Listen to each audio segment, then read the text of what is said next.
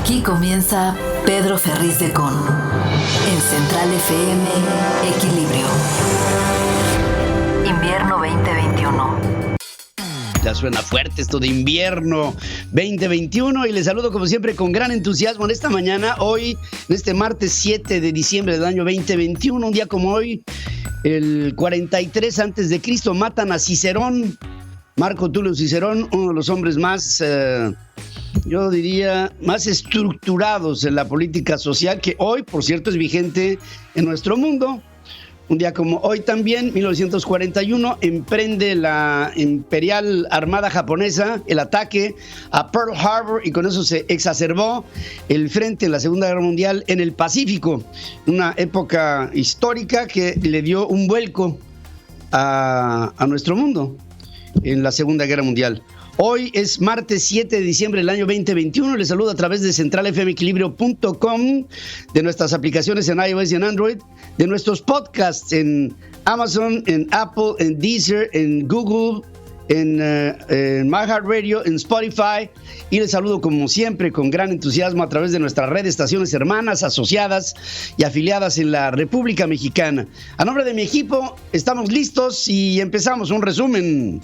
Las noticias más importantes esta mañana. Estás escuchando a Pedro Ferriz de Con. Central FM. Equilibrio. Resumen informativo. Dice que no sé para qué, y lo vamos a platicar más adelante con Rubén Moreira.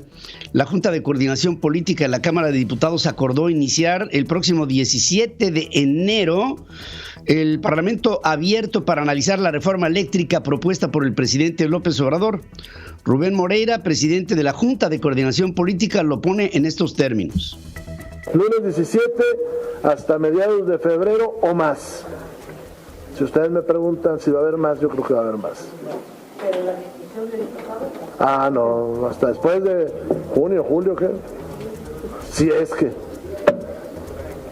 Así es que, eso sí puede ser 8 columnas. ¿Por qué? Porque pues nosotros vamos viendo. Aquellas cosas que le sirvan a la nación las revisaremos y las que sean un retroceso, pues evidentemente no. De hecho, han invitado a miembros del sector privado para hablar del tema y Rubén Moreira dice... Se puso una lista temática, una lista de temas que se platicarían. Yo creo que quedó bien, completo.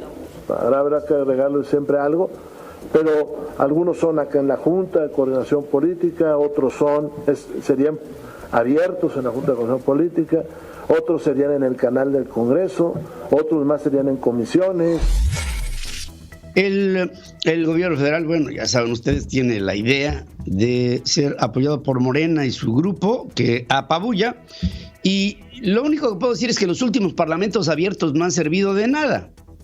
Veremos si y como dice Rubén Moreira, si es que se lleva a cabo.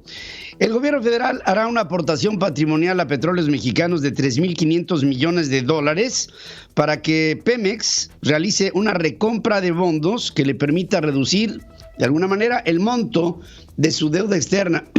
Es una deuda de $113,000 millones y solamente para que tengamos una idea, en este tercer trimestre del año, Petróleos Mexicanos ha perdido $3,550 millones. Es decir, están tapando un hoyo que no tiene fondo. En un comunicado, Hacienda explica que la operación consistirá en una recompra de bonos por parte de Pemex y manejo de pasivos, principalmente todo esto enfocado en la parte corta y media de la curva de rendimientos de la empresa, con el objetivo de reducir el riesgo para un refinanciamiento. Hay bonos que van al 23, hay bonos que van al 2030, hay otros que serían recomprados y van hasta el año 2044 y otros se extienden en la deuda de Petróleos Mexicanos hasta el 2060. Yo nada más me pregunto, en el 2060, ya no digan Pemex, ¿qué va a hacer de la industria petrolera en el mundo en el año 2060? Hay que tener un poquito de de conceptualización de dónde está el mundo, a dónde va el mundo y qué será del petróleo en el año 2060. Pero en fin, vamos a ver. López Obrador dice que es probable que la política de precios máximos al gas continúe durante el 2022. Es decir, este hombre dice que hasta este momento el gas bienestar ha sido un éxito. Bueno, yo pienso que si ha funcionado lo de los precios máximos del gas, pues es muy probable que continúe esta política, porque está dando resultados y al mismo tiempo se va a ir consolidando el programa de gas bienestar. Es muy probable, dice el presidente, que este tema del gas continúe. No tiene la menor idea de nada y todo es en función de puede ser, espero que sea, es muy probable. Nada es cierto en el presidente, todos son puras especulaciones. Empresarios gasolineros fueron reconocidos por Andrés Manuel López Obrador y Ricardo Sheffield, el titular de la Profeco, por mantener precios bajos y ofrecer litros de a litro. Vamos a entregar reconocimientos a concesionarios de gasolineras que han actuado con rectitud, esto es entregando litros de a litro, y yo nada más agradecerles, ¿no?, por esta actitud responsable. La mayor riqueza del pueblo de México es la honestidad. Y si actuamos así, vamos a seguir saliendo adelante ante cualquier adversidad. Y el principal problema de México es la corrupción. Esa es la causa principal de la desigualdad económica, social. Por la corrupción hay pobreza, por la corrupción hay violencia, por la corrupción se produce ingobernabilidad. Sí, que le pregunten al ejército, por ejemplo, ¿no? Y fíjense lo que son las cosas, ¿no? Premian a los que venden litros de a litro. Y los que venden litros de 800 mililitros, ¿qué se puede hacer con ellos, presidente? Es una pregunta que tengo, porque se premia a los que hacen las cosas bien, pero no se castiga a los que la hacen mal. Sheffield, el de la Profeco, habló así. Todos estos empresarios y empresas han sido verificadas también por la Unidad de Inteligencia Financiera para constatar que no comercian ni con gas ni gasolina robada, que pagan sus impuestos. ¿Y qué pasa con los que sí, Ricardo Sheffield? Porque los que no, pues qué bueno, ¿no? Qué padre es premiar a quien hace las cosas bien. Pero, ¿y quien las hace mal, qué hacen con ellos, señor Sheffield? Porque no lo escuché. Imponer aranceles a Estados Unidos debido a su iniciativa de dar créditos fiscales en la compra de vehículos eléctricos podría provocar una guerra comercial con México, según alerta Fausto Cuevas, como director de la Asociación Mexicana de la Industria Automotriz, la AMIA. Dice que, de acuerdo con las reglas de la Organización Mundial de Comercio, lo que podría hacer el gobierno mexicano sería establecer aranceles a la importación de aquellos productos que lleguen de Estados Unidos y que pudieran tener un valor equivalente a la afectación que el incentivo fiscal genere en la industria automotriz mexicana. O sea, se está dando un choque de trenes. Voy a platicar más adelante con él para que me diga hasta dónde podría llegar este proyecto de Build Back Better. O sea, este es el proyecto de los Estados Unidos para hacer vehículos eléctricos y darle a quien compre un vehículo eléctrico un incentivo fiscal que ponga fuera de la jugada a los vehículos de combustión, de motores de combustión interna. Esto podría ser un encontronazo con el TLC. Y claro, en la industria automotriz, que es la base, y ha sido la base del desarrollo de la revolución industrial, en este siguiente periodo, ¿qué es lo que viene? Hay que ver qué es lo que viene y qué es lo que se va. y de ahí pienso que, México tiene que hacer una reflexión al respecto. La producción de vehículos ligeros en México se desaceleró otra vez en noviembre a una tasa mensual del 1.6%, y así moderadamente estamos viendo tendríamos que estar viendo un repunte hacia el final del año, estamos viendo un declive hacia el final. Mientras los ingresos por vehículos aumentaron 27.5% a nivel nacional, el parque vehicular pasó de 26.7 millones de autos en 2007 a 50.6 millones de autos en 2019, lo que representa un incremento de más del 80%, según dice Mariana Campos, coordinadora del Programa de Gasto Público de México, Evalúa. Esta especialista asegura que en este periodo todos los estados registraron un crecimiento en su parque vehicular, pero este fue acaparado por el Estado de México, la Ciudad de México, Jalisco, Michoacán y Veracruz. Advierte que un caso preocupante es la Ciudad de México, porque pese a que algunos autos se emplacan en otras demarcaciones, su padrón vehicular creció de manera importante, pero no así su recaudación. Y este es el truco de que hay gente que compra un vehículo en la Ciudad de México, se consigue un domicilio que no puede ser que no sea el suyo, ahí reportan ese domicilio y entonces no paga la tenencia. El indicador de confianza del consumidor es una clave de la economía. ¿Qué tanto gastamos y cómo gastamos en función de la confianza que tenemos por el gasto? Registró en noviembre su mayor aumento mensual en 8 meses, avanza 1.71 puntos respecto al mes previo, se sitúa en 45.84 puntos, que todavía no es un indicador de confianza del consumidor que sea importante, de acuerdo con datos ajustados por estacionalidad de INEGI y del Banco de México. Además, sumó 3 meses consecutivos con avances en el penúltimo mes del año. Estamos empezando a gastar más y hay que ver de este gasto qué va en crédito y qué va en dinero, digamos, neto que se recibe en el salario. La empresa Ingeniería y Control de Proyectos ganó un contrato por 347.5 millones de pesos, IVA incluido, para la ampliación y rehabilitación del edificio principal del Parque Nacional de la Justicia, que será la nueva sede de la Fiscalía General de la República en Lomas de Bezares. Ahí lo veremos. Santiago Nieto asegura que no esconde su patrimonio y que en los 25 meses que fue titular de la Unidad de Inteligencia Financiera aumentó no su patrimonio, sino sus deudas. Habla de hipotecas, habla de un decrecimiento de su poder adquisitivo, pero pues esto no contesta con lo que su patrimonio refleja. Es más, por ahí hay un hermano que opera con él a través de una empresa que no manifiesta la compra, sino que la pone en carácter de indeterminado el comprador, y ese comprador es Santiago Nieto, en una relación que a nivel fiscal también tendría que ser revisada. El presidente López Obrador consideró que la denuncia ante la Fiscalía General de la República sobre la cuestionada situación de Santiago Nieto es solamente para atacarlo, y dice que están los adversarios desatados, dice el presidente. Sí, ahorita lo que dice Santiago Nieto, son ataques a Santiago Nieto, están ahora desatados.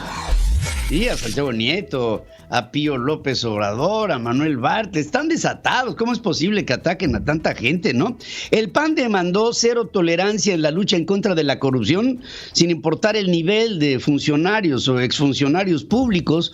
Enrique Peña Nieto, Luis Videgaray, Miguel Ángel Osorio Chong, pues digo, ahí, bueno, todo el monte es orégano, y ahí habría que ver qué es lo que realmente está en el interés del presidente de la República para obrar en consecuencia.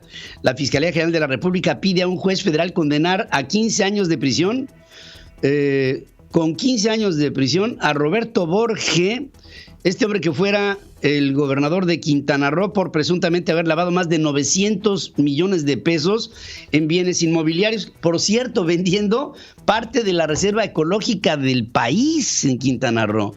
Roberto Borge, bueno, le dio vuelo a la hilacha cuando fue gobernador, y ahora ahí están las consecuencias. Luego de revelarse que rentaba una villa perteneciente al gobierno federal, Raúl Bermúdez Arreola fue separado de su cargo como delegado del Fondo Nacional de Fomento al Turismo en Quintana Roo, según confirma Fonatur. Elementos de la Fiscalía General de la República aguardan una orden de cateo para ingresar al domicilio del suegro de Rafael Saga, quien es buscado por la supuesta indemnización ilegal de 5,000 millones de pesos del Infonavit a Telra Realty. La acusación contra los Saga es porque en 2017 su empresa Telra Realty cobró una indemnización ilegal por esta cantidad que les menciono al Infonavit, luego de que este diera por terminados los contratos para desarrollar el programa de movilidad hipotecaria que incluía proyectos de mejora de viviendas y comercialización de estas a través de fideicomisos. La Feria Internacional del Libro en Guadalajara requirió de una inversión de 105 millones de pesos, tuvo ingresos por 87, según lo dejan claro Raúl Padilla, que ha sido presidente de este evento por muchos años. Fue un año particularmente difícil para la industria, por lo que la FIL debió solidarizarse con los editores y bajar sus costos, aunque incluso en este panorama hubo la presencia de 1,223 sellos de 37 países y la fiesta literaria generó una derrama económica de 700 millones de pesos en Guadalajara, según estimaciones de la Oficina de Visitantes y Convenciones, según dice el propio Raúl Padilla. Usuarios de Citibanamex reportaron una falla en la aplicación del banco y en su banca móvil, por lo que no pudieron realizar pagos, revisar estados de cuenta o saldos. Agregaron que el servicio de las sucursales fue lento, lo que no son clientes de la institución acusaron que recibieron demasiadas llamadas del banco, de acuerdo con el portal Down Detector, que sí hubo intermitencias, y en estas intermitencias puede ser, en una de esas, no lo sé, estos bancos grandotes, de repente entran efluvios de ataques, ciberataques, y vienen este tipo de resultados. Lo hemos visto, y hemos visto también cómo llegan cobros ilegales a través de tarjetas de crédito, a través de tarjetas de débito, vienen las denuncias, y entre que se roba por estas vías y se repaga al usuario, pasan semanas y meses, horas en el teléfono, en fin. Ay, no sabe lo que nos preocupa, que le hayan robado, y te puedes quedar ahí 3 horas, ¿no?, en el teléfono. Es lo que está pasando con BBVA, con Citibanamex y con estos grandes bancos, HSBC y por ahí Scotiabank, todos están por ahí. Regreso después de esta pausa, es la hora. Escucha todos nuestros podcasts. iHeartRadio, Apple Podcast, Deezer, Google Podcast, Spotify y Amazon Music. iHeartRadio, Apple Podcast, Deezer, Google Podcast, Spotify y Amazon Music. Exactamente al revés, es total, es que es increíble cómo el presidente dice cosas, ¿no? Dice que, pese a que su prioridad son los más pobres, él ha hecho todo para favorecer a la clase media, evitando el aumento a la gasolina. Joder. Evitando el aumento a las tarifas eléctricas, recuperando la economía, haciendo todo para recuperarnos de la pandemia y estimulando la creación de empleos. Díganme que de esto que les acabo de decir es verdad. Si hay una que sea verdad, mejor lo oímos del presidente. ¿Qué les parece? No hemos aumentado en términos reales el precio de la gasolina en 3 años. Entonces, ¿cómo se ayuda? Pues con eso, el no aumentar el precio de la luz, se ayuda a la clase media, el que se reactive la economía. No fue poca cosa el lograr que se ratificara el tratado con Estados Unidos y con Canadá. ¿Cómo no se va a ayudar a la clase media si ya recuperamos todos los empleos que se perdieron durante la pandemia y ya hay cerca de 400,000 empleos de más excedentes? ¿Cómo no se va a ayudar a la clase media si ha habido más inyección de recursos y hay más demanda? hay más capacidad de compra que beneficia al comercio. Es un mentiroso este señor, de verdad que tiene una patología brutal. Punto aparte, Arturo Nale, ¿quién es él? El Nale, ¿no? Como que le suena, ¿no? Sí, es hermano de Rocío Nale, él es titular del Tribunal Superior de Justicia de Zacatecas. Resulta que se disculpa públicamente luego de haber criticado la reducción al presupuesto de egresos del Estado en el 2022, que va, pues, imagínate, iría en contra de las políticas que dicta sobre el presupuesto el presidente de la República. El presidente de la República es jefe de su hermana. Entonces se disculpó y dice que fue por producto de una pendejada, cito textualmente, de su secretaria. Y después dice, no fue una acción misógina, me disculpo con ella. Respeto a las mujeres. Dice, fue un error cometido por un hombre de alta jerarquía. Entonces, bueno, oigan ustedes este pobre hombre. Le ofrezco de todo corazón una disculpa a cualquier mujer, mecanógrafa o no, que se haya sentido aludida y ofendida por mis palabras. Jamás fue esa mi intención. Hasta hoy supe que los números, que evidentemente están mal, efectivamente son producto de un error, pero no de una mujer, sino de un hombre, no mecanógrafo, sino de alta jerarquía. Uno de los problemas que tenemos en este tiempo es que tenemos que darle pauta a que hable gente tan chiquita, ¿no? Como este pobre Arturo Nale. Efectuar nuevos cierres de negocios en caso de que golpee la cuarta ola de COVID sería devastador para las empresas del sector, el tercer sector, el de los servicios. Esto lo dice Héctor Tejada, presidente de la Confederación Nacional de Cámaras de Comercio, Servicios y Turismo, la CONCANACO. Sugirió buscar un equilibrio entre el cuidado de la salud y el cuidado de la economía. El gobierno de la Ciudad de México anunció que a partir de hoy y hasta el próximo domingo 12 de diciembre se realizará la aplicación de la tercera dosis en adultos mayores en la alcaldía de Tlalpan. Se les va a dar la vacuna de AstraZeneca. De acuerdo con la estimación inicial, se vacunará a unas 90,000 personas. Los interesados podrán acudir sin importar el tipo de vacuna que hayan recibido en su primer esquema de las 2 inmunizaciones. El requisito para este refuerzo es haber completado dicho esquema antes del 12 de junio del 2021 para que se tengan cumplidos al menos 6 meses desde la primera aplicación. Médicos y enfermeras que trabajan en hospitales y centros de salud de Guerrero bloquearon en su totalidad la autopista del Sol para exigir su regularización laboral, como se lo había prometido el presidente de la República a todos ellos. Los manifestantes que cerraron los 4 carriles en la vía a la altura del kilómetro 272 denunciaron que debido a que trabajan bajo contrato, las autoridades estatales no les dan ninguna prestación social. Acusaron que en la pandemia por el COVID son los trabajadores por contrato los que dan la cara atendiendo a los pacientes.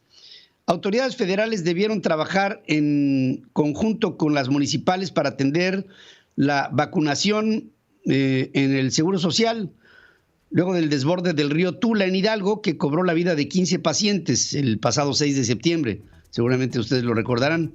Esto lo dice Luis Felipe Puente, ex coordinador nacional de Protección Civil, argumentando que la Comisión Nacional del Agua alertó 3 horas antes a las autoridades municipales sobre la cantidad de agua que llegaría. La Asamblea Académica Permanente del CIDE exige al CONACYT hacer pública el acta del pasado 29 de noviembre en la que José Antonio Romero Tellaeche fue designado director de la institución. Explica que el respeto y la confianza deben de recuperarse con un claro compromiso con la transparencia y estricto respeto a la normatividad que rige a esta institución. Sin respeto, transparencia y legalidad no es posible volver a la normalidad. En este momento hay unos 20 muchachos metidos allá en las oficinas centrales en el CIDE de Santa Fe y no va a haber diálogo hasta que no haya diálogo. O sea, los cuates están ahí metidos y dicen, a ver, si nos vamos a sentar para dialogar, entendemos, si no, esto va a seguir. Y esto puede eternizarse. si no hay una intervención sensata de algún tipo de autoridad que lleve al señor Romero Tellaeche a que se vaya por la vía de un nombramiento que contemple a los profesores, a los alumnos, que haya una idea abierta de quién es y quién es impuesto. Así no es tan complicado luego de verlo así a profundidad. Debido a enfrentamientos entre grupos criminales en Puente de Ixtla, en Morelos, las clases presenciales fueron suspendidas a partir de este lunes. Los demás municipios continúan dando clases presenciales, no así en Puente de Ixtla. El domingo, sujetos armados protagonizaron un tiroteo en el Boulevard Gilberto Figueroa, en la zona centro del municipio, mientras que el jueves pasado se reportó que varias personas resultaron heridas en otro enfrentamiento igual en el mismo sitio, allá en el Puente de Ixtla, que se ha convertido en un reducto de la delincuencia. Es la ruta de la costa, zona costa de Guerrero y de Oaxaca, hacia la capital de la República Mexicana por el tema del narcotráfico. Autoridades capitalinas cumplieron una orden de aprehensión contra Javier Duarte, exgobernador de Veracruz, en el área jurídica del reclusorio preventivo Varonil Norte, donde está recluido por delito de desaparición forzada de personas. De acuerdo con indagatorias, el político estaría involucrado en la desaparición de 19 personas encontradas en una barranca conocida como La Aurora, el municipio de Emiliano Zapata, esto es en Veracruz, en enero del 2016, y que fueron identificados el 4 de abril del 18. El suceso ocurrió cuando aún era gobernador veracruzano y ahora se le imputa por este caso. Con el 61,5% de las casillas computadas, Rosalena Jiménez Arteaga, candidata de Morena, Verde y Partido del Trabajo, se perfila para ser la nueva senadora por Nayarit. El que era senador, hoy es gobernador, el suplente era ministro de culto, por lo que no pudo ser suplente. Se hacen unas elecciones extraordinarias y va ganando esta mujer que pues, es del mismo partido político del presidente de la República. Alejandro Encinas, subsecretario de Derechos Humanos de Gobernación, negó que haya una política en el Instituto Nacional de Migración para sacar migrantes de Tapachula y dejarlos en otras entidades, pues sería irresponsable. Confirma que el programa Quédate en México, con que Estados Unidos está evaluando a los migrantes al sur de Río Bravo, se reinició el lunes, aunque no precisó en qué punto fronterizo están recibiendo estos migrantes que está mandando Estados Unidos para México. Los primeros migrantes serán enviados desde El Paso, Texas, de regreso a Juárez, Chihuahua, según informa un funcionario de los Estados Unidos que pide el anonimato. Explica que el cronograma cambiará a medida que los funcionarios empiecen a ultimar detalles de este programa, que por cierto el presidente Joe Biden no pudo echar para atrás. El Departamento de Justicia de los Estados Unidos demandó a Texas por su nuevo mapa electoral, pues discrimina a votantes de comunidades latinas y negras que avivaron el crecimiento de la población en el estado. La demanda presentada en el Distrito Oeste de Texas denuncia que el estado, controlado por republicanos, viola parte de la ley del derecho a voto al trazar nuevos mapas para su delegación en congresos y en legislaturas estatales. El gobierno de Joe Biden anuncia una estrategia anticorrupción destinada a abordar las dos principales maneras de lavar dinero en Estados Unidos: transacciones inmobiliarias y empresas fantasma. Y ahí van a poner un acento muy particular en ver si estas real estate o estas empresas fantasma, pues obviamente tuvieran que ver con alguna forma de lavado de dinero. Argentina aprobó el uso de la vacuna rusa Sputnik Light, que requiere una sola dosis como inoculación única y de refuerzo, según informa el Ministerio de Salud argentino. Italia refuerza restricciones ante el COVID. Las personas que no están vacunadas no pueden entrar a bares, restaurantes, museos, cines, discotecas o eventos deportivos. Ahora, fíjense lo que son las cosas. Ahora Italia tiene uno de los menores índices de COVID en toda Europa, cuando llegó a tener al principio uno de los mayores.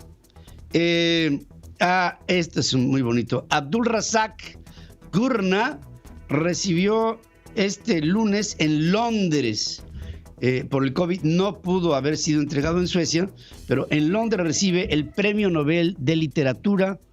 Y he de confesar que no conozco la obra de Gurna, pero les invito a que la conozcamos juntos. yo voy a empezar a leer algo de urna para ver qué es lo que le hace acreedor de este premio que hoy es tan importante en el sector intelectual en el mundo. Premio Nobel de Literatura, nada más y nada menos. Con 4 votos a favor, una abstención, diputados de la Comisión del Bienestar Animal aprueban una iniciativa para prohibir en la capital de la República Mexicana las corridas de toros. Jesús Sesma habla así del Verde. El Congreso de la Ciudad de México paga una deuda a la ciudadanía, pero sobre todo a los seres vivos no humanos. Por muchas generaciones o por muchas legislaturas hemos intentado, a través de los diferentes puestos que hemos tenido, de todos los partidos políticos que hay que reconocer, la intención de poder eliminar un maltrato que no nada más es evidente, pero este maltrato lleva hasta la muerte, en la mayoría de los casos, a los toros. Y con esto, pues imagínense, la Plaza de Toros México se está defendiendo el asunto, la tauromaquia, que tiene una cantidad importante de personas que la integran, pues está intentando revertir este proceso. La persona más rica del mundo, Jeff Bezos, donará $446 millones a organizaciones climáticas. Las contribuciones se suman a los $791 millones que dio a 16 organizaciones el año pasado como parte de su compromiso con 10,000 millones de un fondo para la Tierra llamado Earth Fund, o sea, el Fondo de la Tierra para luchar en contra del cambio climático. Jeff Bezos se comprometió a distribuir la cantidad total para el año 2030. Hoy les estoy haciendo una pregunta en nuestras formas de consulta que tiene que ver con algo que se me hace yo creo para todos muy sensible. En estas, ¿ve usted disminuido su poder de compra en este fin de año? Hasta este momento, el 92% de quienes pasan por nuestras formas de consulta me dice que ve disminuido su poder de compra, que es, dice López Obrador, uno de sus triunfos, ¿no? El haber apoyado a la clase media. Yo quisiera saber de usted un comentario a través de hashtag Opinión Central. Opinión Central. Opinen. ¿Qué les para de poder decir por su boca y por su sentimiento, con su cara, en un comentario de 20, 30, 40 segundos, lo que opinan ustedes de esto? Yo creo que es importantísimo el que hablemos y no logro convencer a la sociedad mexicana de hablar. Bueno, lo voy a lograr algún día. Vamos a hacer, recuerdo esto me pasó con el cinturón de seguridad. Ahora todo el mundo lo usa. Bueno, pues ahora insistiré en que demos la cara para hablar de lo que opinamos y opinar de lo que hablamos y hacer que esto sea compartible, susceptible de ser compartido. Regreso luego de estos mensajes.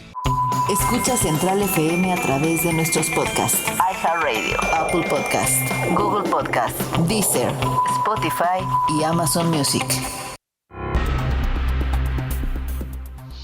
Otra vez vuelve a ser para nosotros una preocupación lo que está pasando con Petróleos Mexicanos, porque el gobierno federal vuelve a hacer aportaciones patrimoniales, en esta ocasión por $3,500 millones, emitiendo bonos, algunos pagaderos para el 2026, otros para el 2030, y después se van a una refinanciación con bonos que se extendían tan lejos como hasta el 2060.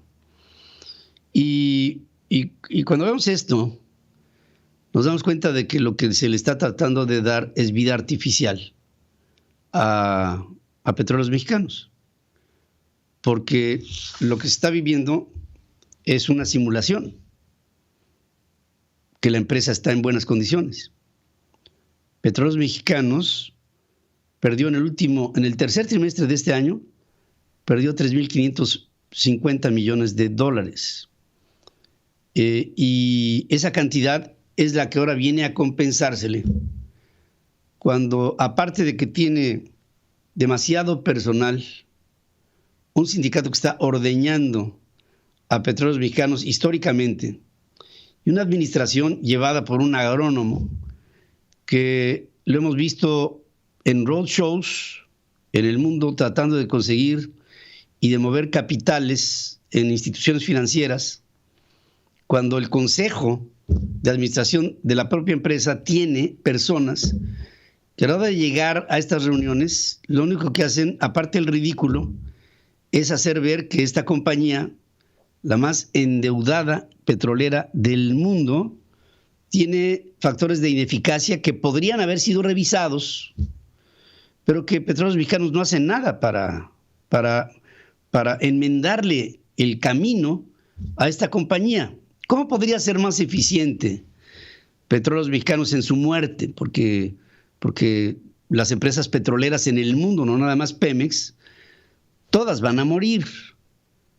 Va a morir la industria petrolera en este siglo. Y es un concepto que debemos entender.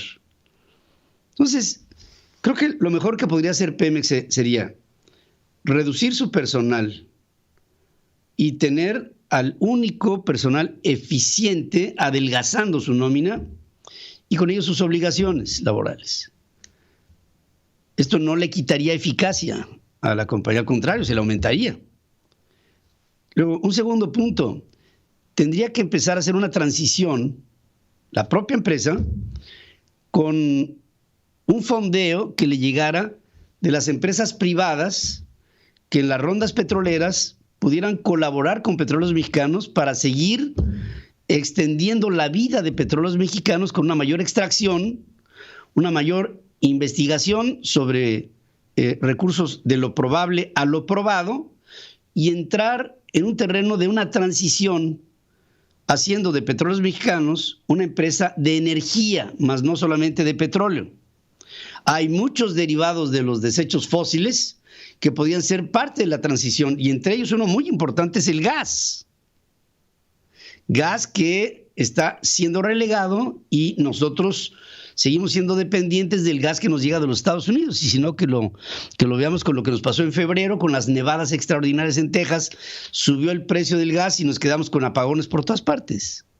Yo un tercer punto es no desincentivar a la inversión en México de la industria dedicada a las energías renovables, porque esto le vendría a dar, aparte de que a Petróleos Mexicanos, al país, una viabilidad y un curso certero de lo que en este momento no tenemos. Los mexicanos no tenemos un plan energético para finales del siglo XXI. Y estamos yendo en contrasentido, a contracorriente de lo que va el resto del mundo desarrollado. Y no lo estamos viendo. Yo pienso que el error se está cometiendo tanto en Petróleos Mexicanos como en la Comisión Federal de Electricidad. El hecho que estas dos empresas vayan y sigan explotando de manera exclusiva como gobierno a la energía del país como se hacía en los 70s, a lo único que nos va a llevar es a que el país se salga del esquema de los pueblos, de las naciones, que orienten su desarrollo hacia la viabilidad climática y a la movilidad futura. Y Petróleos Mexicanos no está viendo esto con un panorama de amplio espectro. Está demasiado encajonado en paradigmas pasados y debemos de abrir la mente, pensar fuera de la caja y entender a México como un país que tiene todo el potencial para ser hacia el futuro una de las principales potencias que se pudieran poner a la vanguardia en las energías sustentables. Nada va a salvar, nada, a Petróleos Mexicanos si siguen así. Hacemos un corte, regreso contigo. La entrevista con Pedro Ferriz de Con. Central FM. Equilibrio. No, estoy en comunicación y le agradezco muchísimo a Rubén Moreira el que tome esta llamada. Él es presidente de la Junta de Coordinación Política en la Cámara de Diputados. Se piensa en la posibilidad, si es que así dice Rubén, si es que hay parlamento abierto para el año que entra y como que vamos pateando el bote para que el proceso energético de México sea discutido, como que siento como que se le está dando tiempo para que esto se reflexione más y baje un poquito la presión, pues, de tanto nacional como internacional sobre el ataque que se está sintiendo a quienes se dedican a las energías sustentables. Rubén, ¿cómo estás? Buenos días. Muy buenos días, Pedro, te agradezco mucho la llamada. Y estoy no, al contrario.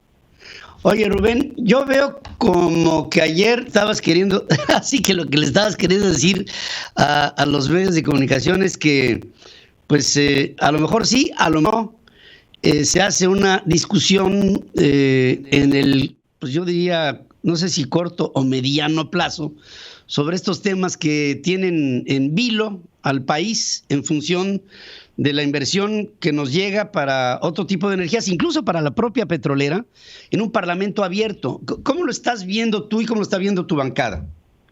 Es un tema, a ver, lo que tú nos comentas y a los radioescuchas, pues refleja la complejidad que está sucediendo. Les cuento a todos rápidamente. Ayer, con el voto de todos los partidos, hizo un formato para un parlamento abierto. Es un alcance a un acuerdo anterior, por todos los partidos, donde se establecen los foros, las temáticas de los foros, varios temas, donde se dice qué se discutirá en comisiones, qué se discutirá en la Junta de Coordinación Política y qué se discutirá en un debate en el canal del Congreso. Morena lo pedía para el día 11 de enero para que se discutiera en una semana. La oposición le decimos, pues no, nos vamos a un mes. Un periodista, un reportero, obviamente lee lo que estoy diciendo y nos dice, y bueno, y después de eso viene el debate de los diputados. Y la respuesta, pues no, eso sería después de las elecciones. Y por eso yo señalé, y es que eso, si llegamos a algún tipo de acuerdo. Ahora, Pedro, la situación es muy compleja, porque también este retraso, y no estoy diciendo que hoy se discuta, también genera incertidumbre en los mercados. Sí, claro. Hace unos días yo estuve con varios embajadores y dicen, bueno, no hay reforma, no están en peligro en este momento las inversiones, pero tampoco nadie quiere invertir, porque es como aventar una moneda al aire y mientras cae tomar decisiones, ¿no? Entonces, por los dos lados está esto afectando.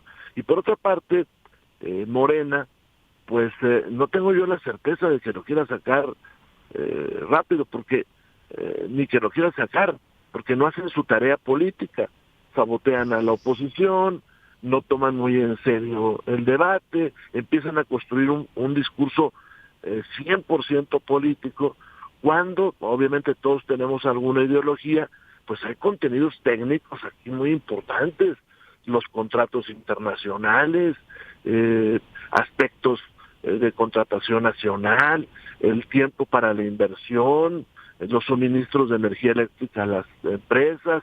General Motors, por ejemplo, amenaza con no invertir. O sea, hay temas técnicos, no solamente ideológicos. Claro. Ahora, fíjate, pues hay un compromiso climático con el planeta y sobre todo, Rubén, en este siglo, pues va a haber un cambio energético en la movilidad del planeta y es algo que pues no podemos evitar el pensarlo, ¿no? Y los países, sobre todo europeos, estos que luego de repente son denostados, pues tienen la construcción de un horizonte verde. Sí. Sencillamente, pues porque les interesa la sobrevivencia del planeta, ¿no? Y algunos de estos estados, de estos países, pues ya tienen normas muy adelantadas en términos de cambio climático. Entonces es complejo. Y nuestros vecinos del norte, pues no tan por esa ruta, pero pues ellos seguramente estarán en la ruta del cumplimiento de los contratos que se hayan dado. Entonces, en medio de esto navega esta reforma, te quiero decir que esta semana nosotros, a esto que ayer se aprobó, le vamos a pedir todavía un incremento de foros y de temas, porque no hay nada ambiental. Ayer lo presentó Morena, se aprobó, es cierto, por todos los partidos, pero el Partido Verde, por cierto, les dijo no se puede limitar a un mes, y nosotros dijimos, ok, votamos esto ya con las modificaciones que se hicieron ahí de ampliar los temas, pero nos reservamos pues el derecho de pedir algunas otras cosas dentro de estos foros. Y una de ellas, después de reflexionarlo, es el tema que tú me preguntas, el tema verde, que si tú revisas los temas, pues no están ellos. No están. Y tenemos un compromiso. Aparte, Rubén, nada más para colofón, están invitando a empresarios en el sector privado que hasta este momento, hasta donde entiendo, no han respondido a la convocatoria de este Parlamento. No, apenas ayer se tomó esta decisión, por un lado. Pero también es cierto que ya todos hemos mencionado, pues que requerimos, en todo caso, que aquí estén presentes, aquí estoy en Salas ahora, estén presentes, pues los que toman las grandes decisiones, pero no solamente los empresarios. También es importante, pues que estén acá grandes académicos y que estén también los funcionarios que deciden esto. Les voy a poner un ejemplo. Salvo que se me haya pasado, en la lectura no aparece la Secretaría de Economía, ni la Secretaría de Medio Ambiente. Es decir, aparecen diálogos con la Secretaría de Hacienda, con la Comisión Federal de Electricidad, pero salvo que se me haya pasado, no veo yo a la Secretaría de Economía, y la que evidentemente no viene es la Secretaría de Medio Ambiente. Entonces es imposible que estos diálogos lleguen a buen puerto si no escuchamos a los secretarios. Nosotros queremos ver de frente en la Junta de Coordinación Política o en las comisiones, pues a la secretaria Tatiana Cloutier y preguntarle, oiga, ¿qué va a pasar con esto? Porque al final ella es la responsable. Y la verdad yo no creo que esté de acuerdo con esto que se está proponiendo. Rubén, yo creo que mucho que hablar. Este tema se hará un entramado de aquí hasta que venga la convocatoria para este Parlamento abierto, pero en el camino evolucionará pues a partir de la rosca de Reyes para adelante, y yo, si tú me lo permites, estaré en comunicación contigo. Yo te agradezco mucho la llamada, en verdad, porque es el primer medio que le damos una entrevista sobre este tema. Ayer fue una conferencia de prensa, y es un medio que siempre ha seguido puntualmente y a mi juicio y de forma imparcial lo que está pasando, y para nosotros es importante. Te abrazo, Rubén, y te agradezco. Gracias, nos vemos, Pedro. Gracias. Rubén Moreira es el hombre que está al frente de la Junta de Coordinación Política en la Cámara de Diputados y dice, tenemos que discutir. Este es un tema crucial del siglo XXI. La energía, la ley de la industria eléctrica como está, es una aberración. Hay que modificarla. Y esto se hará en un Parlamento abierto. Espero que funcione. Regreso después de estos mensajes. La información internacional con Adriana Braniff desde Miami, Florida. Central FM. Equilibrio. Pues sí, nos vamos a Miami, la Florida, con Adriana Braniff, que nos informa. Y te saludo, Adriana. ¿Cómo estás, Pedro? Con mucho gusto te saludo. Y hoy, fíjate que quiero platicarles la historia de la desgracia de la familia Cuomo. La saga Cuomo, así ya podemos decirle, porque todo el mundo está hablando de eso aquí en los Estados Unidos.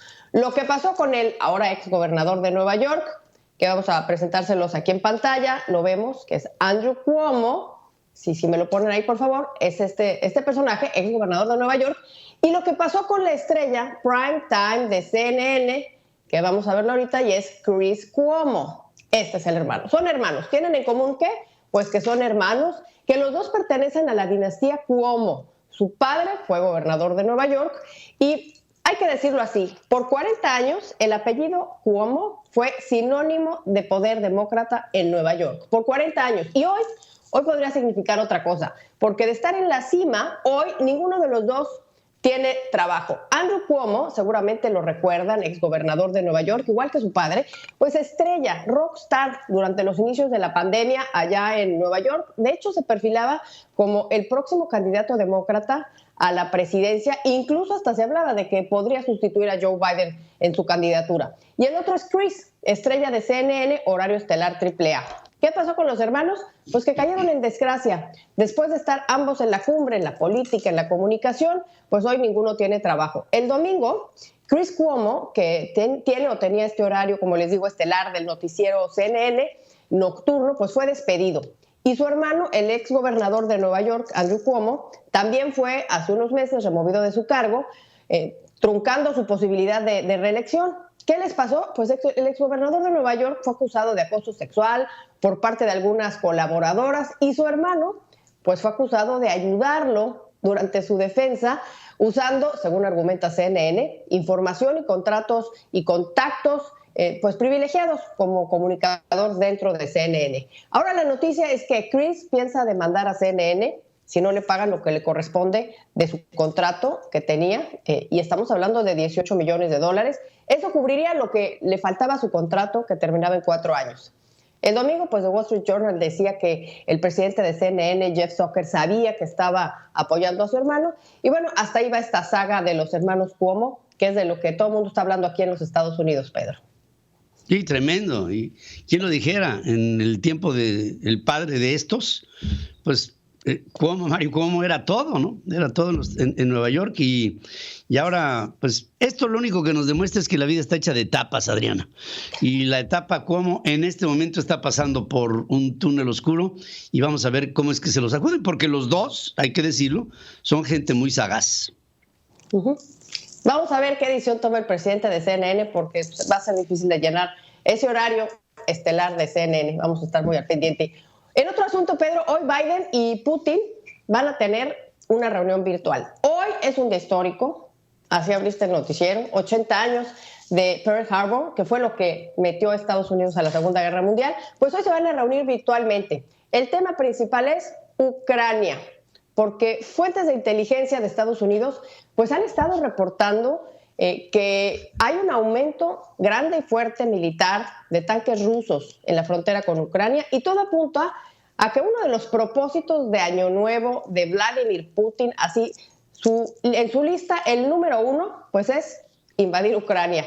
Y no es broma porque la tensión entre Rusia y Ucrania pues ha estado ahí por muchísimo tiempo. En el 2014 Rusia se anexa Crimea y desde entonces pues Putin ha tratado de hacerse de Ucrania por completo, que tiempo atrás, hay que decirlo, fue parte de la Unión Soviética. ¿Y cómo? ¿Qué es lo que está haciendo? Pues ofrece ciudadanía rusa a los ucranianos y menos amablemente pues está ahí con su presencia militar en la frontera. Y también ha advertido a los países de la OTAN que guarden su distancia. Y ahora, pues, esta alarma que está emanando de la inteligencia estadounidense, que dice eso, que para Año Nuevo Rusia pretende invadir Ucrania por completo. Se filtra un reporte del Pentágono y fotografías tomadas de un satélite que podemos ver en pantalla más adelante, donde se describe, ahí está. Esto es las fotografías de la inteligencia del Pentágono norteamericana, donde se describe que esta situación en la frontera. Se cree que ya hay ahí entre 70,000 y 90,000 tropas rusas y se piensa que el número podría aumentar a 175,000 las próximas semanas. Con este marco, pues se da esta reunión, Pedro, virtual entre Joe Biden y Vladimir Putin, y un Putin muy astuto, y un Biden que la última vez que lo vio a los ojos le dijo: tú no tienes alma. Y que pues le contesta a Putin que habría que determinar qué es alma primero. Y así el dimes y diretes entre los dos, Pedro. I said, Mr. President, I'm looking in your eyes, and you have no soul. And he looked back at me and he said, we understand one another. One has to think about what soul is. Uno tiene que pensar qué es alma. Es lo que contesta, como dices tú, Vladimir Putin. Dice, yo lo vi a los ojos, dice Biden, y le dije, señor, usted no tiene alma. Y entonces nos entendemos, le contesta Putin, y pide una definición de lo que alma significa, que yo creo que todos lo sabemos. Querida Adriana. ahí no acabó la cosa, Pedro, porque después lo llama asesino también. Y Sí, bueno, claro. los dos están preparados para esta situación. Vamos a ver cómo están, nada más antes de irnos. ¿Cómo están los dos? En plena forma. Los dos, Putin y ahí están, mira. Están los dos, pues, mostrando su mejor cara en el preámbulo de esta reunión. Vamos a ver si se destensa la situación con esta llamada entre los dos y lo que sepamos que suceda o emana de esta llamada en torno a Ucrania, pues lo vamos a estar platicando el día de mañana por aquí, Pedro.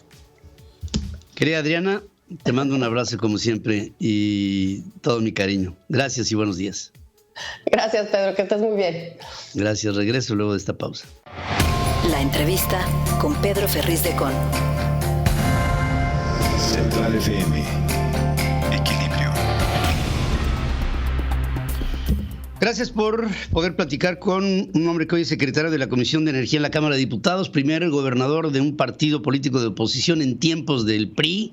Llegó Ignacio Loyola y cambió la historia en Querétaro como gobernador del estado, como por representando al PAN. Hoy al frente de el secretario de la Comisión de Energía en la Cámara de Diputados.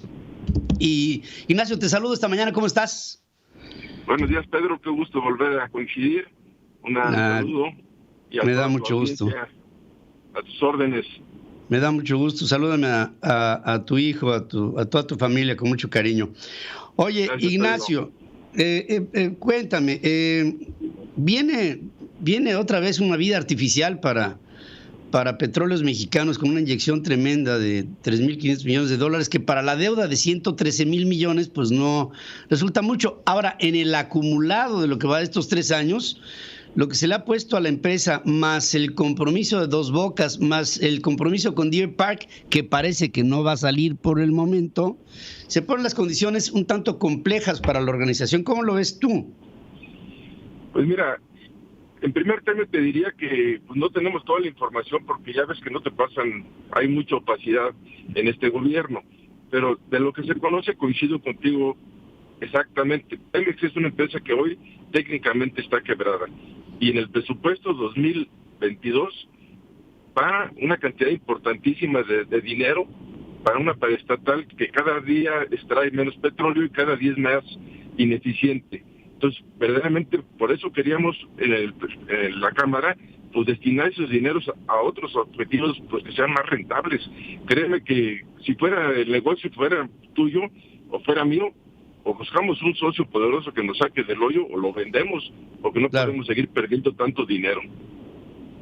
Sí, es una cantidad acumulada, pero fíjate, aparte de todo, la empresa tiene un exceso de personal, es altamente ineficiente, tiene un sindicato que está constantemente ordeñando la ubre de la propia compañía, y las condiciones proteccionistas a las rondas que se convocaron en el sexenio pasado, hoy se están cerrando, se quedan con campos petroleros que fueron explotados por empresas privadas y Petróleos Mexicanos trata de abordarlos, luego no puede, no tiene dinero para meter ahí los recursos para poder hacer pozos, en fin, está paralizada por los 4 costados y dependiente en mucho de algunos complementos refinados o de gas que nos llegan del exterior.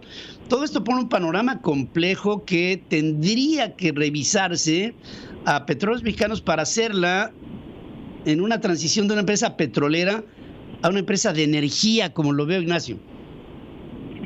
Pues sí, porque yo creo que la gran preocupación hoy del gobierno, y por eso le está inyectando y tratar de reducir su deuda para que no la pase una calificación ya de quebrada, porque eso podría arrastrar inclusive a la economía mexicana. Es realmente muy peligroso. Tenemos un presupuesto autorizado para el 2022 de 7 billones aproximadamente, Pedro. Sí. Y más de un billón de pesos se va a destinar, o sea, estamos hablando un poco más del 15% para 2 empresas ineficientes del Estado, Pemex y Comisión Federal. Tremendo. Y verdaderamente las han llevado a esa situación por un capricho, pues ya sabemos de quién, del presidente, que está viendo por un espejo retrovisor y quiere llegar a las épocas de López Portillo, cuando éramos una bonanza en petróleo, pero el petróleo va de salida. Es otro tema que también nos está considerando desde el gobierno federal. Yo nomás te voy a hacer una consideración hasta que recordamos aquel triunfo del 97 en Querétaro. Cuando yo hice mi campaña, para más o menos poder tener comunicación con la gente y todo, tenías que llevar un fax, una cámara de video, una cámara fotográfica, una máquina de escribir, una computadora. Hoy todo lo tienes en la palma de tu mano. Esa es la velocidad con la que está cambiando este país y el mundo. Imagínate si no vamos en 20 años ya a tener totalmente, o en su gran mayoría en el mundo, vehículos eléctricos. Entonces es un capricho y es una cerrazón seguir apostando por los hidrocarburos. No sé cómo la ves tú, pero eso es lo que yo veo en el corto plazo o mediano plazo. Fíjate, nada más decir, Ignacio Loyola, hay bonos que se estarían renegociando hasta el año 2060. Tú nada más imagínate cómo va a estar, digo, yo no lo voy a ver, pero imagínate cómo va a estar el mundo en el año 2060 invirtiendo en bonos de una petrolera quebrada que pues ya para el año 2060 quién sabe cómo va a estar la cosa, pero se me hace que el mercado no va a ver esto, no lo va a oler porque los tiburones huelen la sangre y se ve que aquí hay una sangría tremenda y Petróleos Mexicanos técnicamente algún día se declarará su muerte natural, pero técnicamente está quebrada y espero que haya algo en el Congreso que evite esta masacre y ahí creo que la oposición tiene un rol muy importante que jugar, Ignacio. Ahí te lo encargo y yo estaré muy en comunicación con ustedes para ver cuál es la suerte de Pemex en el 2022 ante una reestructura que parece pues algo así como misión imposible. Te mando un abrazo y te agradezco mucho tu presencia aquí. Estoy a tus órdenes, Pedro. Igualmente un abrazo de regreso y saludo a toda la audiencia tan numerosa que siempre has tenido. Muchas gracias por todo. Buen día. Gracias, Ignacio Loyola Vera, secretario de la Comisión de Energía en la Cámara de Diputados. Voy a hacer un corte, regreso a la hora central. Resumen de noticias en la hora central con Pedro Ferriz de Con. Central FM. Equilibrio. Bueno, ya llegamos a la conclusión de que la Junta de Coordinación Política en la Cámara de Diputados acuerda iniciar para el 17 de enero del 2022 el Parlamento abierto y analizar, en principio, la reforma eléctrica propuesta por el presidente López Obrador. El gobierno federal hará una aportación patrimonial a Pemex por $3,500 millones para que realice una recompra de bonos que le permita reducir el monto de su deuda externa, según informa la Secretaría de Hacienda. Ya platicamos con Ignacio Loyola y lo que dice Ignacio es, él es miembro de la Junta de Coordinación Política y en la Cámara de Diputados, y lo que está diciendo es, ¿saben qué? Que esto lo único que está haciendo es posponer la quiebra de Petróleos Mexicanos. La percepción es que esto acabaría siendo papel basura que afectaría también al país. Empresarios gasolineros fueron reconocidos por López Obrador y la Profeco por mantener precios bajos y por ofrecer litros de a litro, imponer aranceles a Estados Unidos debido a su iniciativa de dar créditos fiscales en la compra de vehículos eléctricos hechos en ese país podría provocar una guerra comercial con México, según alerta la Asociación Mexicana de la Industria Automotriz. Ya que estoy hablando de esto, yo quiero dar paso a Guillermo Rosales Zárate. Él es presidente ejecutivo de la Asociación Mexicana de Distribuidores de Automotores, y preguntarte, Guillermo, en primer lugar, gracias por estar aquí. Estoy viendo un encontronazo de intereses de la industria automotriz nacional con la norteamericana que pudiera incluso afectar al propio TEMEC. ¿Cómo lo perciben ustedes en la asociación? Muy buenos días, Pedro. Muchas gracias por la oportunidad de tener esta conversación. Y aprovecho, antes de entrar en materia, mandar un saludo al puerto de Veracruz, donde tienes un auditorio fiel que te sigue cada mañana desde hace, no me acuerdo ya cuántos años. En efecto, Pedro, mira, hay una situación en el mundo en el cual nos encontramos en un periodo de transición. Los vehículos accionados por motores de combustión interna que utilizan combustibles fósiles están destinados a dar paso a la nueva tecnología imperante dentro de muy pocos años, que será los vehículos eléctricos. Y en ese contexto hay países como Alemania que han fijado ya una fecha de término a la producción y a la comercialización de los vehículos a combustión interna, 2035, mismo año que ha fijado el estado de California. A partir de la llegada del presidente Biden al gobierno de Estados Unidos, se ha fijado la reconstrucción de la infraestructura en Norteamérica, en Estados Unidos, y dentro de ello esta transición hacia los vehículos eléctricos. El presidente Biden quiere pasar del actual consumo de vehículos eléctricos, que estará cercano al 4%, para llegar a un 50% de los vehículos totales que se vendan en Estados Unidos en el 2030. Y para ello está proponiendo una iniciativa al Congreso norteamericano para que a partir del 2027 se otorguen apoyos fiscales hasta por un monto de $12,500 en la adquisición de un vehículo. Estos $12,500 tienen una estratificación. Los primeros $7,500 se plantean como apoyo a cualquier vehículo eléctrico adquirido por los consumidores en Estados Unidos. Luego hay $4,500 adicionales que estarían condicionados a que el vehículo sea fabricado con 50% de su contenido de origen norteamericano, estadounidense para ser específicos, y que además se encuentre vinculado a una fábrica con contrato de un sindicato de trabajadores de la industria automotriz. $500 adicionales en caso de que la batería eléctrica de dicho vehículo también tenga un contenido del 50% o más como origen estadounidense. Y bueno, ¿esto qué es lo que estaría causando a nivel global? Una afectación en aquellos países con los cuales Estados Unidos mantiene acuerdos comerciales, primera línea con sus principales socios, Canadá y México, y por ello es de que ha habido una reacción de todos los países con industria automotriz que tienen acuerdos con Estados Unidos. Estamos hablando, además de México, Canadá, de Europa, Japón, Corea, que se están manifestando en contra de dicha disposición, en primer término porque es violatoria del libre comercio, de los acuerdos pactados por Estados Unidos, de las propias reglas de la Organización Mundial de Comercio. ¿Qué es lo que puede representar en términos de impacto para la industria automotriz en México?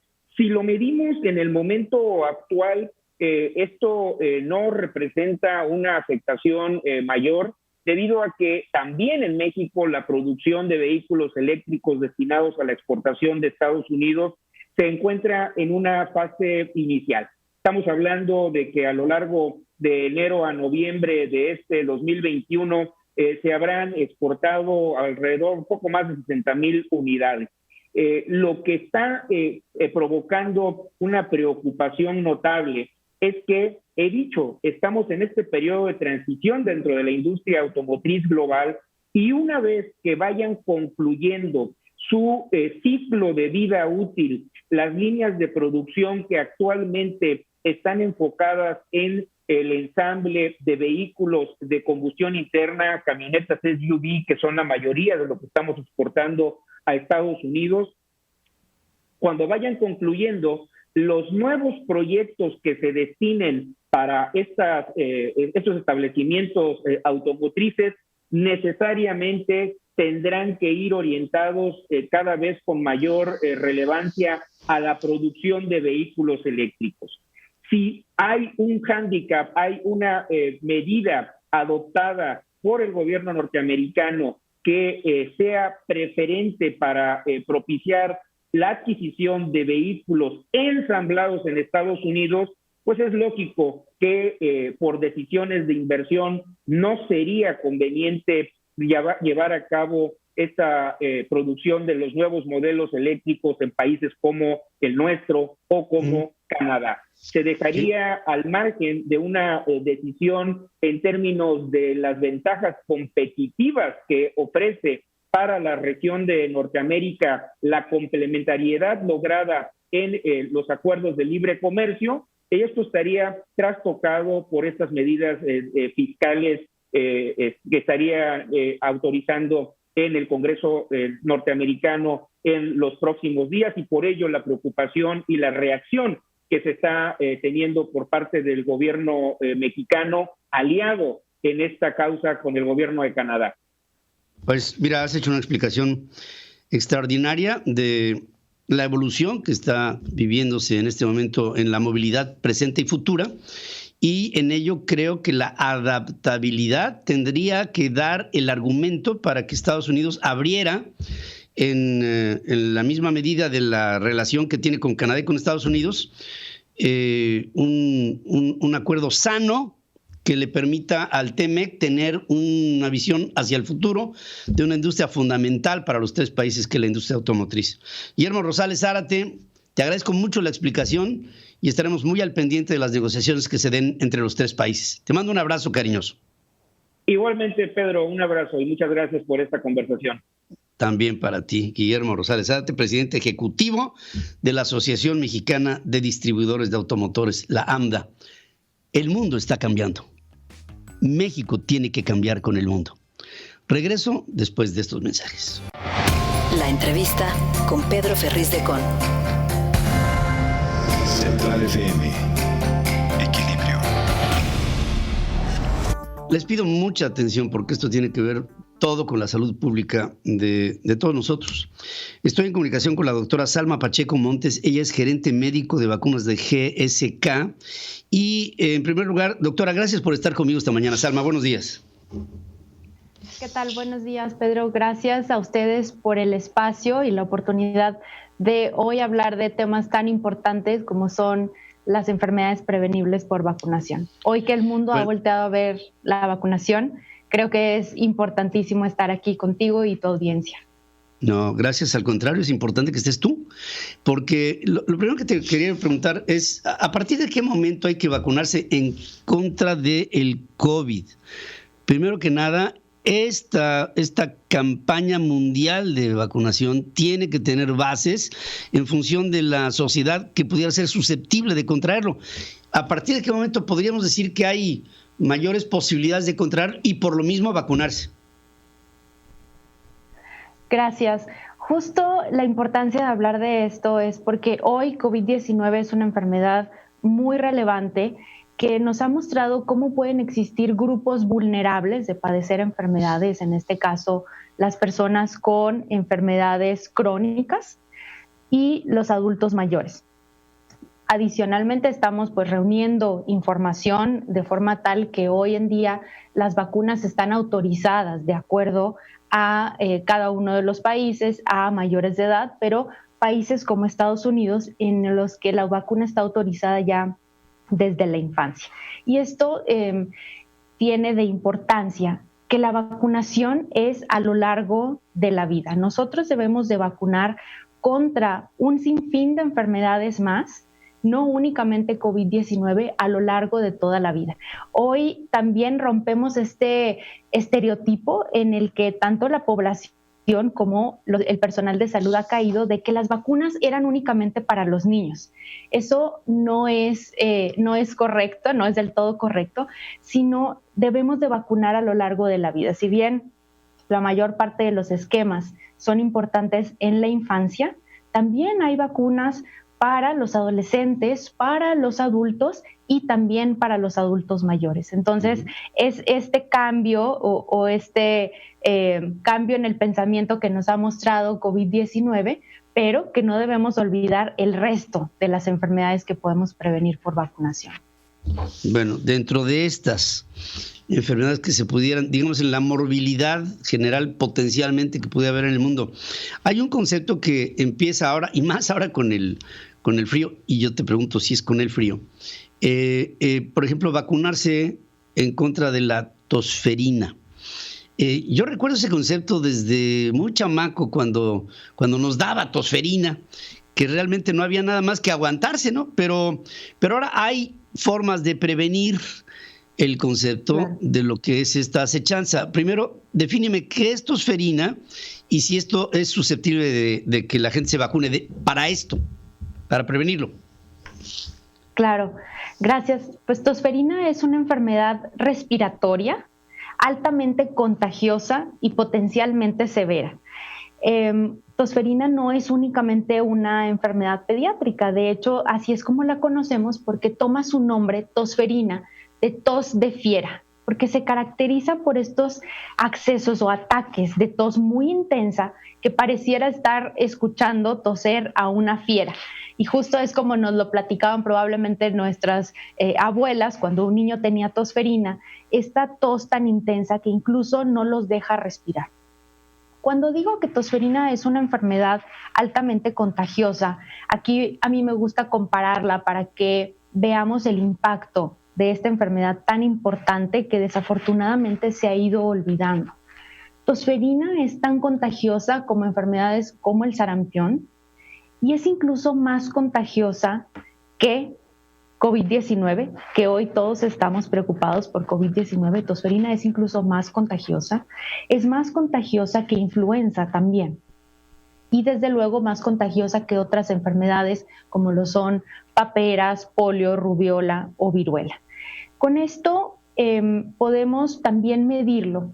Una persona que tiene tosferina puede contagiar hasta 14 y 17 personas vulnerables. Con esto quisiera recalcar la importancia de esta enfermedad, qué tan contagiosa es. Y la buena noticia es que podemos prevenirla a través de la vacunación. Ya existen vacunas disponibles, ampliamente utilizadas y estudiadas, que nos ayudan a prevenirla. Esto nos hace pensar, quiero pensar, que dentro del catálogo que debemos de seguir en lo personal, yo tengo que acudir, como tú bien lo apuntas, a ciertas vacunas que ya no eran nada más de cuando íbamos en la escuela primaria, que teníamos que prevenir contra de ciertas cosas que se sabía que había hasta periodos para la vacunación. Ahora tenemos que tener nuestra propia agenda de vacunación y sin entrar en más que en planeación. Entonces recomendaríamos que el vacunarnos hacia la tosferina como una forma de prevenir sería parte del catálogo que tendríamos que observar para que estemos, digamos, prevenidos, porque la tosferina te puede poner en una situación que mezclado con otro tipo de infección, como podría ser el COVID, a lo mejor entramos en un terreno muy peligroso. Claro. Esto es importantísimo y qué bueno que lo mencionas. Así como les decía hace un momento que la vacunación es a lo largo de la vida. La vacunación contra tosferina amerita refuerzos a lo largo de la vida. ¿Por qué? Porque si bien desafortunadamente alguien padeció tosferina, es decir, la propia enfermedad salvaje, o se ha ido vacunando, esta inmunidad no es de por vida, no es vitalicia, de forma tal que después de haber tenido un esquema primario, es decir, un esquema durante la infancia, debemos de tener el primer refuerzo a la edad de 4 años. Este es el primer refuerzo. Después vamos a tener otro refuerzo durante la adolescencia. Y aquí, ojo, porque los adolescentes precisamente están en una etapa de su vida en la que no necesariamente quieren ir al médico, no quieren vacunarse, son independientes y son en quienes perdemos muchísimas oportunidades. Pero por si esto no fuera poco, llegamos a la edad adulta en la que pensamos que las vacunas son únicamente para los niños y dejamos de vacunarnos. Por ejemplo, la vacunación contra tosferina amerita refuerzos cada 10 años, es decir, a partir de que este adolescente se vacunó a los 10 o 12 años de edad, de ahí debe de irse vacunando cada 10 años. La siguiente le tocaría cuando tenga 22 años, 32, 42 y así sucesivamente en el mundo ideal. Pero si alguien en este momento no ha seguido este esquema, la noticia es, no es demasiado tarde. Todos podemos hacerlo en este momento, retomar nuestro esquema de vacunación de acuerdo a cada una de las edades, los grupos de edad que tenemos, y adicionalmente si es que tenemos una enfermedad de base. Si tenemos alguna enfermedad crónica, como lo es diabetes, enfermedad pulmonar obstructiva crónica o asma, con mayor razón deberíamos de estar recordando la vacunación contra tosferina. Salma Pacheco, me has puesto a pensar en cosas que ya había yo olvidado y pienso que el auditorio también. Y en este esquema de vacunación, en tu propia agenda, en la agenda individual, Pienso que hay que tomarlo en cuenta. Y yo nada más te digo, cuando dijiste cada 10 años, dije, uy, ya la debo. Y por lo mismo procedo. Y espero que junto conmigo haya mucha gente que lo haga, porque justamente este era el interés que yo tenía para platicar contigo, y nos has hecho, y para eso es la comunicación, hacer conciencia de una situación que todos necesitamos. Salma Pacheco, además admiro mucho tu conocimiento. Gracias por estar aquí conmigo esta mañana. Gracias por la oportunidad, por dejarnos transmitir esta inquietud. Si me permites invitar al auditorio a que conozca más del tema, invitarlos a que visiten el sitio de internet www.mundovacunas.com, en la que pueden consultar qué vacunas son las que deberían de tener de acuerdo a su grupo de edad, así como tú mencionas. Pueden conocer más información acerca de cada una de las enfermedades que pueden prevenir. Y por último, y no por esto menos importante, una lista de centros de vacunación a los cuales pueden acudir. Porque a veces la población tiene la intención, sin embargo es difícil saber a dónde ir o dónde puede conseguir la vacuna. Aquí pueden encontrar una lista incluso con georreferenciación, la más cercana a la localidad donde vivan, para que entonces pongan este conocimiento en acción y no todo se quede en esta plática y en esta preocupación, sino que lo hagan tan pronto sea posible. Pueden aplicarse la vacuna contra tosferina durante esta temporada y a lo largo de todo el año. Repíteme el sitio, por favor. www.mundovacunas.com. Esta es una página de internet dirigida a la población general, para que encuentre información médica y pueda entonces poner manos a la obra. Doctora, eso es lo que te agradezco. Tu presencia ha sido muy aleccionador, y al mismo tiempo pienso en las personas que tienen enfermedades crónico-degenerativas.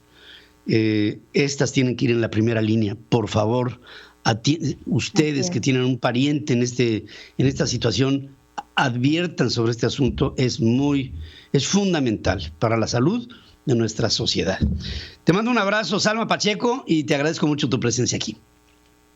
Un gusto estar con ustedes. Hasta luego. Gracias, muchas gracias. Gracias, gerente médico de vacunas GSK, que nos hace ver, bueno, pues yo francamente el tema de la tosferina ya lo había yo olvidado hace años. Y ahí está, y está presente.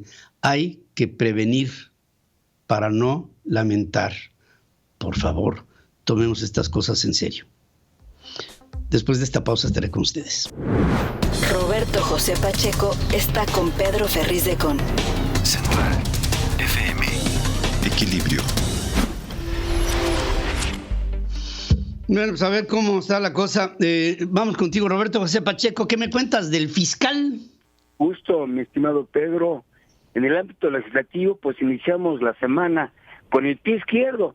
Y es que Alejandro Hertz Manero, fiscal general de la República, fiscal para algunos o para muchos, carnal del presidente de la República, bueno, pues dejó ayer sus oficinas unas 3 horas para acudir al Palacio de San Lázaro en una patrulla de la Policía Federal Ministerial, escoltada por integrantes de la Fiscalía a bordo de vehículos y también de motocicletas, todo un operativo.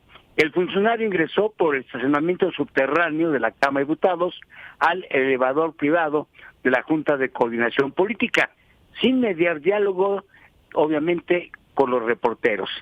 La reunión, Pedro, podríamos decirla que charla de café, con el titular de la Fiscalía General de la República, terminó luego de 2 horas a puerta cerrada. El presidente de la Jucopo, Rubén Moreira, pues él da la cara ante la prensa, y esto dijo a grosso modo sobre qué trató este encuentro. Escuchemos. Fue una reunión con carácter de reservado, no oculta, pero hicieron preguntas sobre temas de seguridad muy específicos, sobre todo sobre temas de narcotráfico, que obviamente las respuestas quedan reservadas por el contenido que tienen las mismas.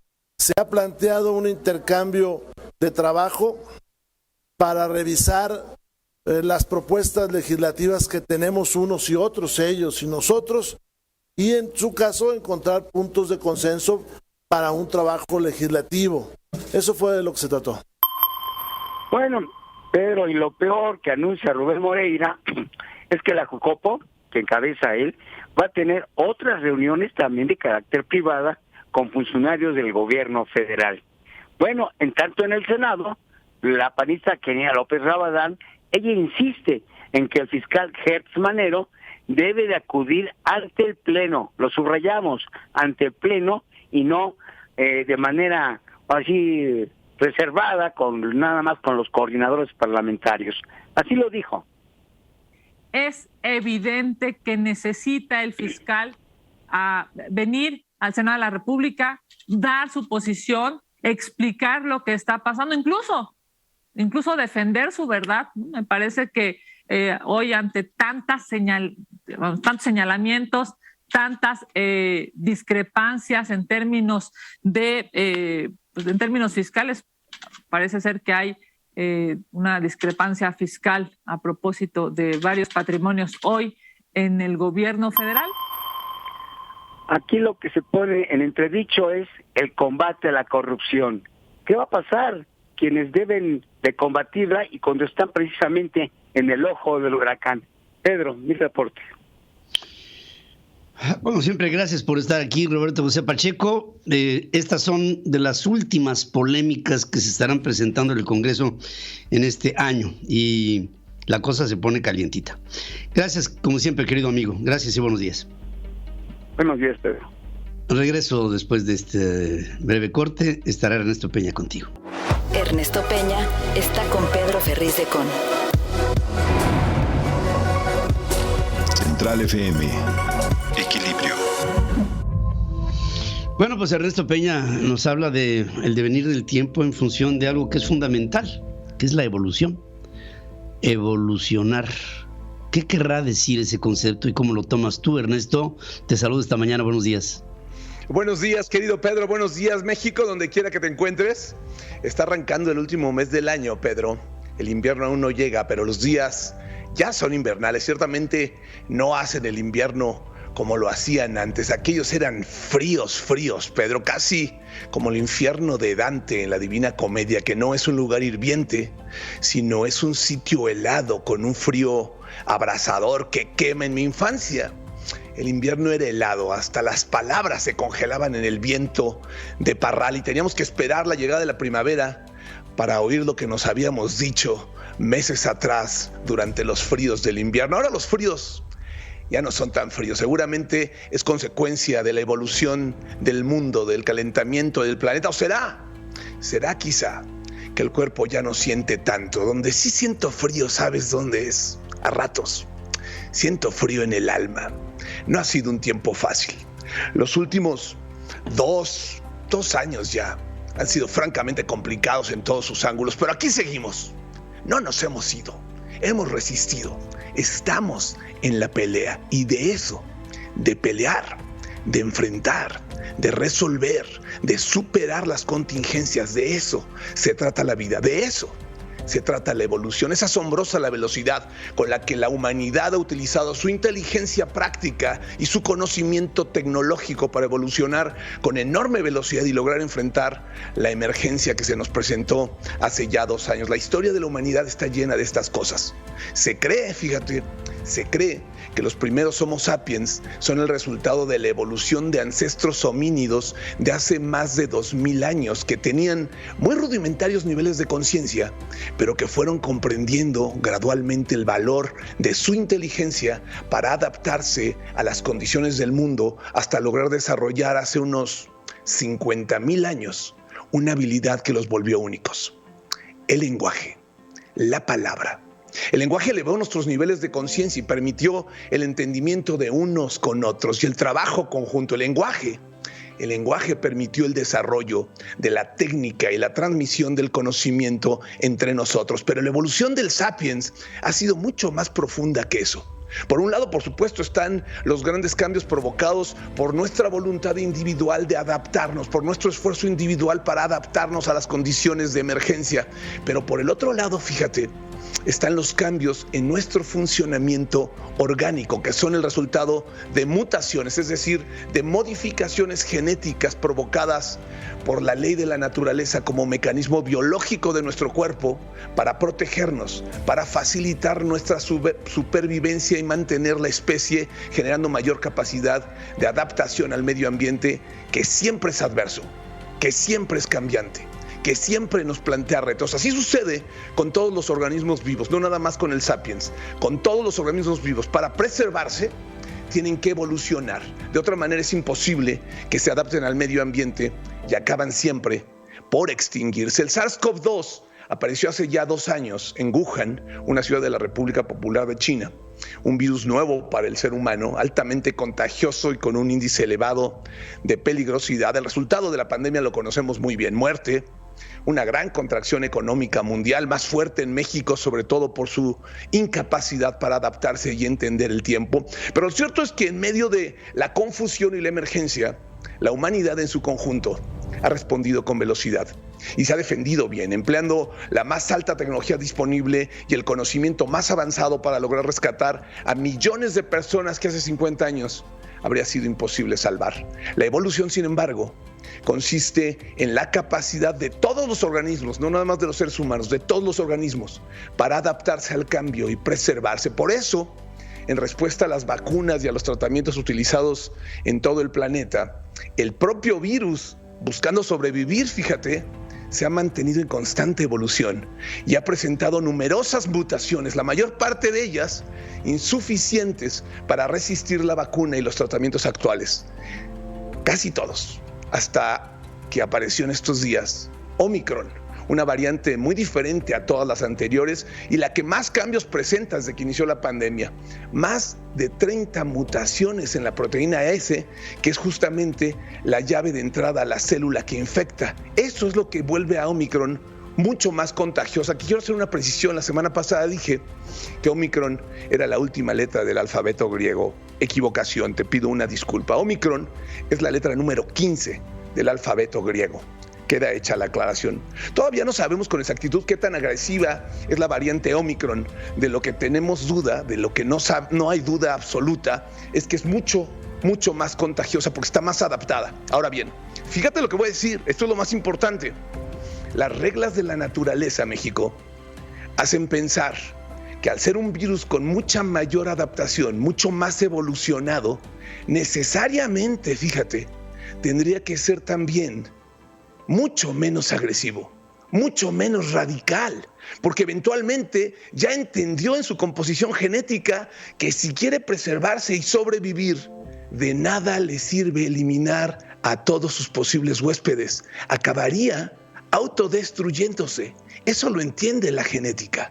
Por eso lo natural es que haya alcanzado un grado de evolución genética que le permita lograr un equilibrio y coexistir en el mundo. Es decir, no dominar, no arrasar, no destruir de la manera que ha venido destruyendo. Pienso en todo esto y fíjate nada más.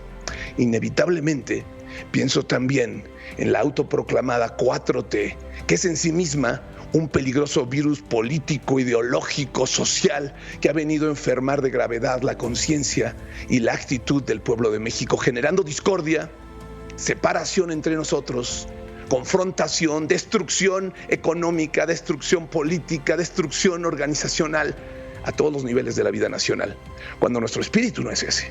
El espíritu mexicano es amistoso, es generoso, es alegre, es echado para adelante, aspira a más, busca más, tiene orgullo. Veo, sin embargo, fíjate, que la República en solo 3 años ha ido generándose sus propios sistemas de inmunización ideológica, de inmunización política cada vez más visibles, cada vez más eficientes. Y pienso que por pura ley natural, si la autodenominada 4T quiere preservarse y sobrevivir, tiene que evolucionar rápidamente y generar tantas mutaciones como sean necesarias, quizá como las que presenta Omicron, para volverse menos agresiva, menos radical, mucho menos autocrática y más incluyente, más constructiva, más respetuosa, más democrática, caray. Yo no sé si esas mutaciones son posibles, pero estoy seguro que si no evoluciona la 4T en esa dirección y muy rápido, va a acabar por autodestruirse. Y no lo digo yo, es una ley de la naturaleza. En fin, regresando a la otra pandemia, la del coronavirus, tengo la esperanza, México, fundada, de que la variante Omicron es mucho más contagiosa, sí, pero menos agresiva, porque ya evolucionó. Y de ser así, como lo platicábamos la semana pasada, podría ser también un enorme regalo de la naturaleza que permitiría al mundo acabar con la pandemia, porque induciría inevitablemente enormes volúmenes de contagios, pero con síntomas muy leves que generarían inmunidad generalizada en todas partes, inmunidad de rebaño. Vamos a ver, por lo pronto, que sea un buen mes de diciembre, Pedro, Navidad a la vista. Gracias, querido amigo, gracias por tus reflexiones, como siempre, nos dejan una huella en el corazón y en la mente. Vamos a hacer una pausa, regreso con Alex Reyes, los tiene los deportes. Alejandro Reyes, los deportes. Central FM, Equilibrio. Alex, estoy contigo, buenos días. Hola, Pedro, muy buenos días, gusto en saludarte. Para muchos pudiera ser entendible, Pedro, pero por supuesto no es justificable de ninguna manera el caos que se suscitó ayer en Guadalajara. 22 años esperaron los aficionados de los rojinegros para estar en una final, Pedro, pero quienes tienen más de 70, 75 han esperado justamente 7 décadas para ver a su equipo campeón, y ayer lamentablemente se desataron entre aficionados de los propios rojinegros, ¿no? Pero bueno, pues de estas cosas que a veces uno no entiende, la pasión desbordada, pues incluso seguramente la corrupción, salió a relucir un balazo por ahí de alguien que traía una pistola. Creo que la Liga MX tendría que poner mucha más atención y mucha más mano dura. Lamentablemente así las cosas, y bueno, pues esperemos que haya sido solamente un momento y que el día jueves, pasado mañana en León, a las 9 de la noche es el partido de ida, y el domingo a las 8:15 de la noche el partido de vuelta en el Estadio Jalisco. Lo que siempre hay que pedir, le vayas a León, le vayas al Atlas, o eres simplemente un aficionado al fútbol que tienes la posibilidad de ir a cualquiera de los dos estadios, hacerlo con prudencia, hacerlo con educación y disfrutar el momento. Se gana y se pierde en el deporte, sin duda, y también hay que aprender a hacerlo, Pedro. Así es que, bueno, pues todo está listo, los horarios, los equipos.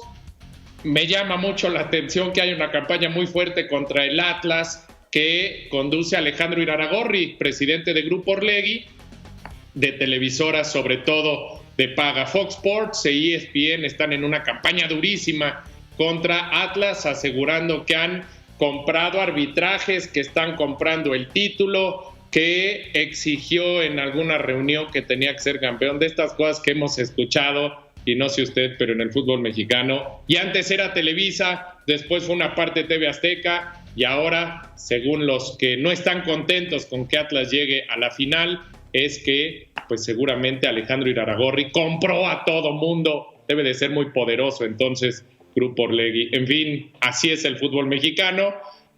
Mikel Arreola ayer en la asamblea presumía que entregaba buenas cuentas. Yo le quiero decir a Mikel que para nada. La liga, no sé en lo económico, porque esos números siempre se manejan con demasiada discreción, cosa que tampoco ocurre en otras ligas, pero el nivel del fútbol mexicano es paupérrimo, incluyendo el arbitraje y muchos de sus directivos. En fin, la semana de la final y semana de semifinales en la Liga Femenil. Ayer se definieron los 4 equipos. Otra vez los regios, las jugadoras de Tigres y Monterrey acaparan las semifinales. Buenos partidos. Algo está haciendo bien Atlas, sin duda alguna, porque su equipo femenil está en semifinales. Derrotaron 2-1 al equipo de Santos de La Laguna, y con esto pues ya se meten a una semifinal. Insisto, no se puede comprar todo siempre. Para todos aquellos críticos que están muy enojados con el Atlas, han hecho bien las cosas, están trabajando en un proyecto serio y están en semifinales en la Liga Femenil. También América eliminó a las Chivas, el clásico del fútbol mexicano se dirimió en favor del equipo de la capital y con esto queda listo. Cruz Azul fue apaleada por las jugadoras de Tigres, nada más 8-0 les metieron en el global, y Monterrey sufrió, pero pudo eliminar al equipo de Xolos de Tijuana y con esto pues está definido. Van en llaves diferentes Tigres y Monterrey, así es que no descartemos una vez más una final entre las jugadoras regias Tigres y Rayadas, a ver qué dicen América y Atlas. En lo que se refiere a la NFL, bueno, de estos partidos increíbles el día de ayer, primero una nevada, bienvenido el invierno en muchas ciudades de Estados Unidos, pero amigos, y después cosas increíbles. Mac Jones, mariscal de campo de los Patriotas, novato, liga 7 victorias consecutivas, cosa increíble, pero solamente tuvo 3 pases lanzados en todo el partido. Desde 1974 no se veía una situación así. Y bueno, pues los Patriotas y Bill Belichick están de regreso. Es el mejor equipo de toda la conferencia americana, 14-10 sobre los Bills de Buffalo en Buffalo. Así es que una victoria de estas increíbles. Bill Belichick, yo sé que a muchos no les cae bien, ha habido mucha polémica a lo largo de su carrera, es el entrenador más ganador, pero lleva 11 temporadas con 7 victorias consecutivas. Podremos decir lo que sea del entrenador de los Patriotas, Pedro, pero es un genio. Y ya finalmente, para terminar, otra vez la burra al trigo, dirían. La Comisión de Bienestar Animal en el Congreso de la Ciudad de México lanza una propuesta, una iniciativa para prohibir las corridas de toros en la capital, lo que habla siempre, 1, del populismo, Pedro, y 2, de la ignorancia de quienes conforman estas comisiones. A ver qué sucede, pero otra vez la tauromaquia en México, que da muchísimas fuentes de trabajo y muchas otras cosas, está en peligro por diputados que solamente quieren quedar bien y hacer aparentar que conocen del tema de la fiesta brava. Querido Pedro, así las cosas en este martes, hay muchas cosas y lo iremos platicando a lo largo de la semana. Te mando un abrazo con mucho cariño. Yo te mando todo mi cariño, querido amigo, y gracias por estar aquí conmigo en esta mañana. Nada más decirles que está proyectando Banco de México que la inflación para el 2022 será del 5.7% al final del año que viene. Después hablaremos de esa cifra porque yo creo que va a ser, desafortunadamente, si no cambia el esquema económico, mucho mayor. Es la hora, ya nos vamos. Gracias como siempre por el favor de su atención, a nombre de los que aquí hemos trabajado, de todo este equipo de trabajo que se enorgullece de estar con ustedes, vivo, actuante, comunicando contra viento y marea, que bueno, a veces nos propone la vida, pero lo importante es prevalecer y poner cara de que no pasa nada, aunque esté pasando todo. Después de todo, comunicar es primero. A nombre de todo este equipo, gracias. Se despide usted, su amigo Pedro Ferriz de Con. Estaré con ustedes, Dios mediante, a lo largo de esta jornada en redes. Hasta aquí presentamos a Pedro Ferriz de Con en Central FM Equilibrio, invierno 2021.